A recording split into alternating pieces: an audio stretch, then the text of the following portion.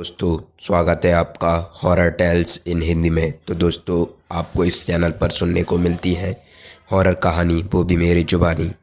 दोस्तों, अगर आप भी हमारे इस चैनल के अभी तक सदस्य नहीं बने हो तो सबसे पहले इस चैनल को सब्सक्राइब जरूर कीजिए। और इस चैनल पर आपको भूतिया और डरावनी कहानियाँ सुनने को मिलती हैं। तो चलिए करते हैं आज की कहानी को शुरू। दोस्तों, ये कहानी है बेहद डरावनी और बेहद ख़तरनाक। ये कहानी 3 दोस्तों की है जो कि अपने भीड़ भंगड़ वाली ज़िंदगी से राहत पाने के लिए एक पिकनिक बनाने की सोचते हैं और शहर से बाहर एक गांव में जाकर पिकनिक बनाने की सोचते हैं। पर उनको ये नहीं पता था कि वो जहां पर शांति को ढूंढने जा रहे हैं वहां पर उन्हें और ही कुछ मिलेगा। तो चलिए और बताते हैं पूरी घटना को। राजस्थान के रेतीले धारों में बसा हुआ था एक छोटा सा गांव जिसका नाम था कृष्णापुरा। इस गांव के पास एक पुराना और भूतिया महल था जिसे लोग काली का महल के नाम से जानते थे। कहते थे कि इस महल में कभी एक शक्तिशाली राजा का वास हुआ करता था जो अपने क्रूरता और जादुई शक्तियों के लिए प्रसिद्ध था। लेकिन अब यह महल वीरान और भयानक बन चुका था।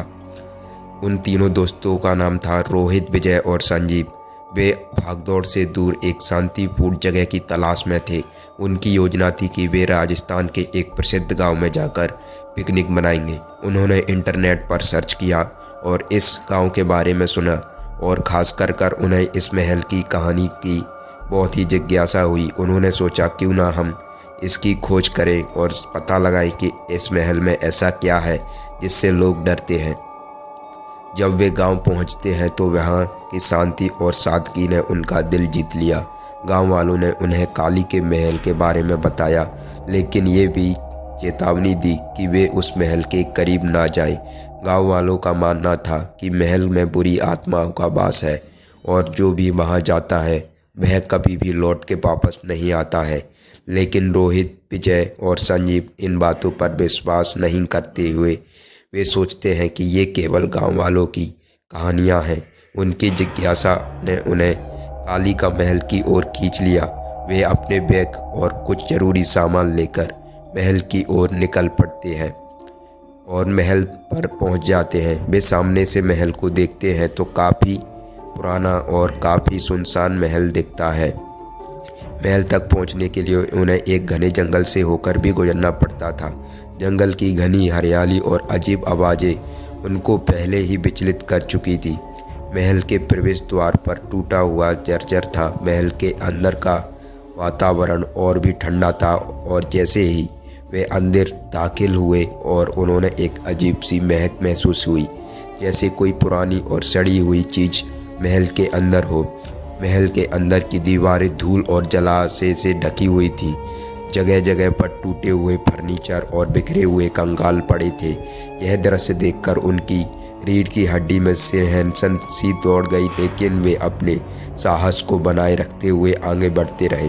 महल के अंदर गहराई में जाते हुए उन्हें एक बड़े और अंधेरे कक्ष में प्रवेश किया। उस कक्ष के बीचों बीच एक बड़ा सा तख्त था जिस पर एक पुरानी और खंडित मूर्ति रखी हुई थी। मूर्ति के पास ही एक पुराना और जर्जरित पुस्तक था। विजय ने उस पुस्तक को उठाया और पढ़ने लगा। पुस्तक में महल के इतिहास और राजा की क्रूरता की कहानियां लिखी हुई थी। राजा ने अपने विरोधियों और प्रजा पर अत्याचार करने के लिए काला जादू का इस्तेमाल किया था। पुस्तक में यह भी लिखा था कि राजा की आत्मा आज भी इस महल में भटकती है और वह हर किसी को अपने जादू से बंधक बना लेती है। जो महल में प्रवेश करता है वह उस महल से कभी भी लौट कर नहीं आ पाता है और उसी महल में आत्मा बनकर भटकता रहता है। पुस्तक पढ़ते ही विजय को अजीब सा लगा और अजीब सी एक आवाज़ भी सुनाई दी। उसने अपनी नज़रें उठाई और देखा कि तख्त पर रखी हुई मूर्ति की आंखें चमकने लगी थीं। उसकी आंखें खून जैसी लाल हो चुकी थीं। यह देखकर वे तीनों डर के मारे कांप उठे और तुरंत वहां से भागने की कोशिश की।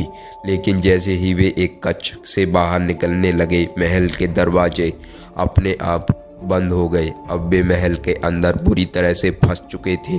वे तीनों ने मदद के लिए चिल्लाना शुरू किया और जोरों जोर से चिल्लाने लगे, लेकिन उनकी आवाज़ें दीवारों से टकराकर गूंजने लगी। अचानक महल के अंदर की दीवारें से धुंधली परछाइयाँ निकलने लगी और वे परछाइयाँ और कोई नहीं, उस महल में बंधक आत्माओं की थी। परछाइयाँ धीरे धीरे आकार लेती गईं और भयानक आकृतियों में बदल गई। वे तीनों ने देखा कि भूतिया आकृतियाँ उनकी ओर बढ़ रही थीं। वे डर के मारे बुरी तरह कांपने लगे और पसीना के मारे तो वह नहा से चुके थे। रोहित ने हिम्मत जुटाते हुए अपनी जेब से एक छोटा सा चाकू निकाला और उन भूतिया आकृतियों की ओर बढ़ा, लेकिन वह चाकू उन पर कोई असर नहीं कर चुका था। वे परछाइयाँ और भी तेजी से उनकी ओर बढ़ने लगी। संजीव ने सोचा कि महल की छत पर चढ़ जाएं तो शायद उन्हें कोई रास्ता मिल जाए। वे तेजी से सीढ़ियों की ओर भागे और महल की छत पर पहुंच गए, लेकिन वहां का दृश्य और भी भयानक था। छत पर खंडहर और टूटे हुए हिस्सों के बीच एक अजीब सी रोशनी चमक रही थी। रोशनी के पास जाकर उन्हें देखा कि वहां एक छोटा सा द्वार था जो नीचे की ओर जाता था। उन्होंने लगा कि शायद यह महल से बाहर निकलने का रास्ता हो सकता है। वे तीनों ने हिम्मत जुटाई और उस द्वार से नीचे उतरने लगे। नीचे की ओर जाते हुए वे एक लंबे और अंधेरे सुरंग में पहुंच गए। सुरंग का वातावरण भयानक और सर्द था। उन्हें महसूस हुआ कि वे किसी अनजानी और भयानक दुनिया में प्रवेश कर चुके हैं। सुरंग के अंत में एक बड़ा सा कक्ष था जहां एक विशालकाय मूर्ति खड़ी थी। मूर्ति की आंखें खून से लतालत थीं, जैसी लाल और भयानक थीं। उसके चारों ओर एक अजीब सी ऊर्जा का घेरा था। उन्होंने देखा कि मूर्ति के पैरों के पास कुछ कंगाल पड़े हुए थे। यह दृश्य देखकर उनकी रूह कांप उठी। तभी मूर्ति के पास एक धुंधली परछाई निकलकर उनकी ओर बढ़ी। यह भी राजा की आत्मा थी जिसने महल के अपने जादू से बांध रखा था। आत्मा ने उन्हें धमकाते हुए कहा, तुम लोगों को यहाँ मेरी शांति भंग करने नहीं आना था। अब तुम्हें इसकी सजा जरूर से जरूर मिलेगी।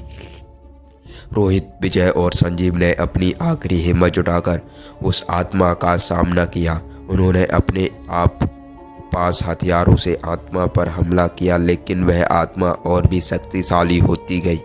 आखिरकार आत्मा ने उन्हें अपने जादू से जकड़ लिया और वे तीनों बेहोश होकर गिर पड़े। जब वे होश में आए तो वे खुद को महल के बाहर रेत के धुरों पर पाए। उन्हें कुछ भी समझ नहीं आ रहा था कि वे वहां कैसे पहुंचे। वे गांव वापस लौटे और गांव वालों ने उन्हें देखकर आश्चर्य व्यक्त किया। गांव वालों ने बताया कि वे तीनों से लापता थे। उन्होंने अपनी सारी कहानी गांव वालों को सुनाई, लेकिन किसी ने उनकी बातों पर विश्वास नहीं किया, क्योंकि गांव वालों का मानना था कि जो भी उस महल में जाता है वापस नहीं लौट के आता है। तो फिर ये तीनों कैसे आ चुके थे? पर मानो या ना मानो, इन तीनों को उस आत्मा ने बाहर किया था। तीनों दोस्तों ने यह अब निर्णय कर लिया कि वे अब कभी भी किसी भूतिया जगह पर नहीं जाएंगे और काली की महल की खौफनाक यादें हमेशा के लिए उनके मन में बसी रहीं, क्योंकि अगर वे आज भी इस कहानी को याद करते हैं तो उन्हें रूप कहा जाती है। कभी कभी पुरानी कहानियों में भी सच्चाई छिपी होती है। यह हमें इस कहानी से सीख मिलती है। सो